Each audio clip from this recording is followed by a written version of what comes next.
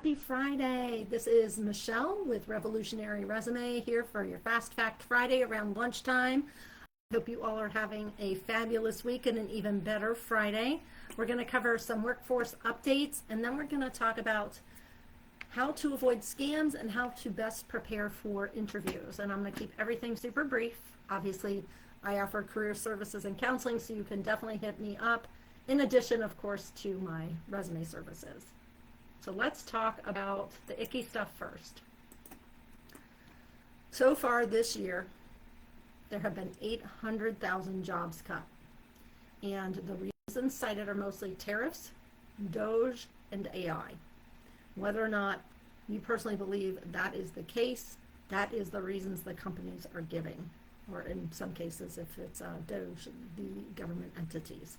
So it is what it is. People are still getting jobs. I said I was going to get the icky stuff out of the way first. Small businesses have grown a lot, especially the really small ones that these charts are kind of odd because I expected them to be scaled at the same rate and they're not. So pay close attention to the vertical, your X graph there, your X axis, because it's not the same. But small businesses of less than 5 people went up exponentially, and there was a tick down in all the other ones. I'm in that group, right? I started my business just under the wire January 26, 2024. So I'm still going and stronger than ever, learned a lot. So there is chances. Make sure when you are job hunting that you're not only looking at boards that are outside of the traditional, because Indeed is like one of my favorite all times. Obviously in prior live streams, or maybe not obviously if you're new here, I have definitely said to stay away from Career Builder, Monster. They are simply a clearinghouse for resumes. They get your resumes and they sell that information. So definitely don't recommend those, but there's a lot of really one-off job sites. I'd love to hear ones that you all have had luck with in the past.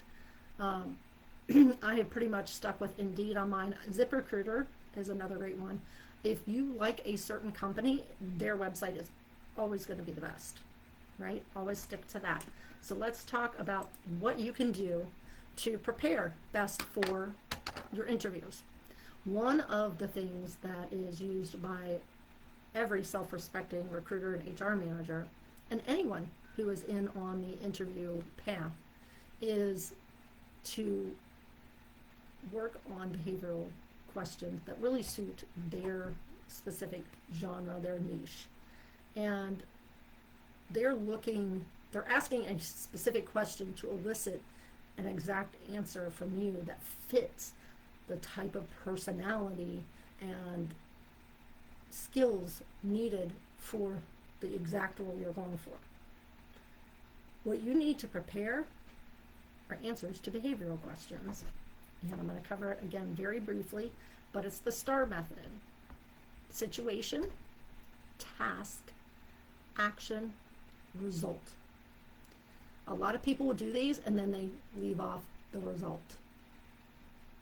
You don't want to do that. The other thing you should avoid in this, and I know we're all taught, teams win and to be a team player and all that, which is great, but it has its place. In an interview is not the place. I'm not hiring your entire team. I am looking to hire one person. That would be you potentially. Tell me what you did. Don't say, well, I was on a board and we passed this budget that helped institute this wonderful program and it did X, Y, and Z. What did you do for that? Because as they dig deeper, if you weren't the person that spearheaded a piece of that, you're going to get found out. So stick with something that is an exact example of something you did. One example I use, and this is not me, but it's completely made up, but it is a good example. I was the service desk associate working at Walmart on a Tuesday afternoon as school let out. There was long lines everywhere. I had a mom with a toddler that was throwing a temper tantrum come up to the service desk and say that the item scanned twice the price, but it was on the shelf. I couldn't find the item in the system anywhere. Toddler's still screaming over here, not so in the background. So I called back to the department it was from. They went over, they checked on the shelf, and in fact it was priced incorrectly for what it was ringing up. I credited the customer back the 50% of the item she was owed.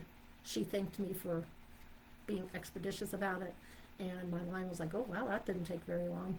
Everyone was happy in that scenario. I made her day. She told me so, except for the toddler. So I always like to interject a little bit of levity when I can. That's not necessary. That's just my personality. But keep it to exact examples. Keep it concise. They want to see how you relate information. So it's not necessarily solely about your skill set and your ability to handle conflict and work in a, tough situation, but how you relay that. That shows your thought processes and, your problem solving. So make sure to do that. Next, we're going to address, have at least 3 examples so you can draw on each one. And I do recommend practicing these. You don't want to sound rehearsed, but you also don't want to be tripping over your words. There's a nice happy medium there. So give her a few whirls in front of the mirror, in front of a trusted friend who will give you honest feedback, not one that just, pats you on the head and says, that's wonderful. You need somebody who gives you straightforward feedback. So we've got that. Scams. I had one of my clients is also an HR professional, and she sends me the funniest stuff. If you're watching, hi there. This week she was like, she tracks her jobs and the name didn't look familiar that came back to her and said, hey, we'd like to interview you.